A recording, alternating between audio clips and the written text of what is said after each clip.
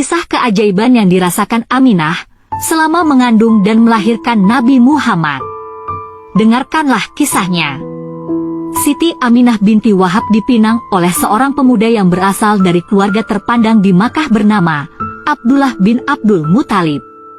Sama seperti Abdullah, Aminah binti Wahab juga merupakan seorang yang terpandang juga mulia. Ia adalah putri dari pemimpin Bani Zurah. Dirinya bahkan dijuluki sebagai si bunga Quraisy. Lalu keduanya pun menikah. Abdullah dan Aminah menikah pada awal bulan Rajab, dan pada bulan itu pula Allah mengkaruniai keduanya seorang bayi calon pemimpin umat, yaitu Nabi Muhammad. Pada suatu malam, Siti Aminah bermimpi seolah-olah melihat sinar yang terang benderang mengelilingi dirinya. Seakan-akan ia juga melihat istana di Basrah dan Syam. Bahkan ia juga mendengar suara yang berkata, "Engkau telah hamil dan akan melahirkan seorang manusia termulia di kalangan umat ini."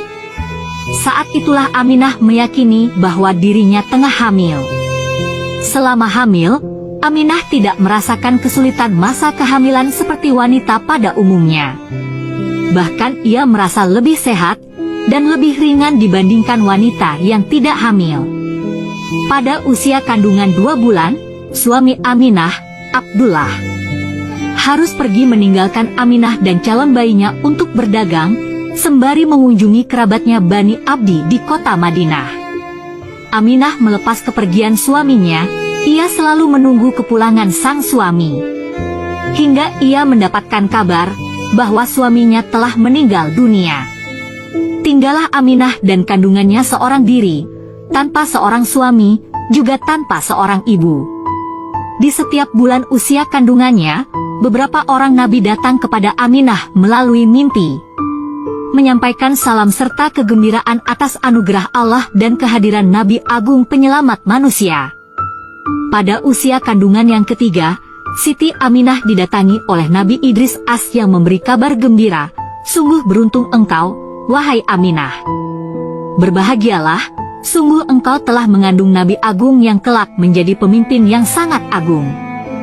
Pada usia kandungan yang keempat, Siti Aminah didatangi oleh Nabi Nuh Asraya memberi kabar, "Sungguh beruntung engkau, wahai Aminah. Berbahagialah karena engkau sudah mengandung Nabi Agung yang kelak dianugerahi Allah Subhanahu wa Ta'ala pertolongan dan kemenangan besar." Begitupun seterusnya hingga usia kandungan Siti Aminah berusia 9 bulan.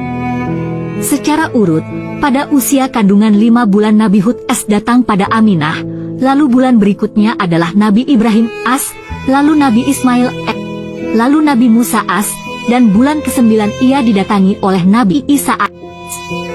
Hingga saat sudah waktunya Nabi Muhammad lahir, Siti Aminah tidak pernah merasakan letih maupun kepayahan. Malam yang membahagiakan itu pun datang. Tepat pada Senin malam menjelang dini hari, 12 Rabiul Awal, tahun gajah. Disambut dengan penuh sukacita, bukan hanya oleh makhluk Allah di bumi, melainkan juga di langit. Malaikat di langit menyiarkan beritanya dengan suara riuh rendah. Jibril datang dengan suara gembira. Arasy bergetar.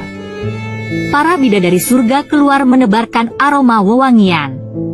Malam kelahiran Nabi adalah malam yang bertaburan cahaya yang memancar dari langit. Kehadiran Nabi Muhammad adalah anugerah besar bagi dunia manusia dan semesta raya.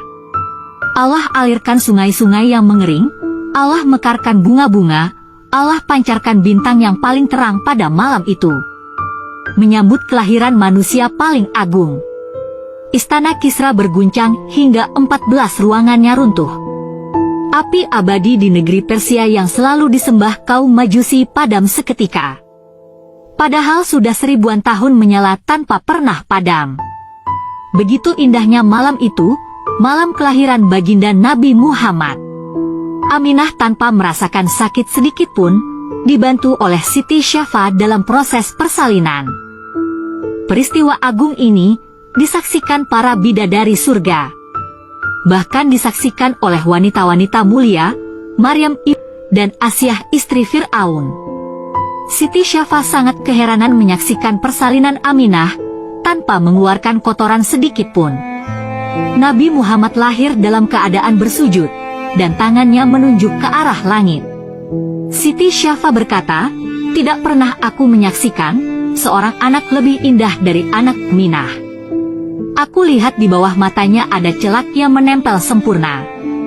Aku juga biasanya memutus tali pusar, tapi kali ini pusar bayimu sudah kering sempurna.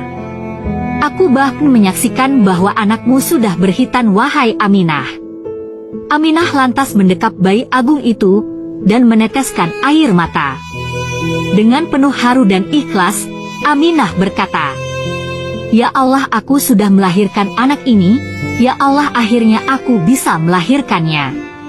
Abdul Muthalib pun tiba dan menyaksikan bayi itu dan bertanya, "Akan dinamakan apa bayi ini, wahai Aminah?" "Selama kehamilanku, aku tidak mendapati kecuali orang-orang mulia datang ke mimpiku dan berkata, 'Wahai Aminah, jagalah kandungan MU, sesungguhnya ia akan menjadi pemimpin umat ini, dan berilah ia nama Muhammad.' Yah, aku akan menamainya dengan nama Muhammad. Wallahu alam bisyawab."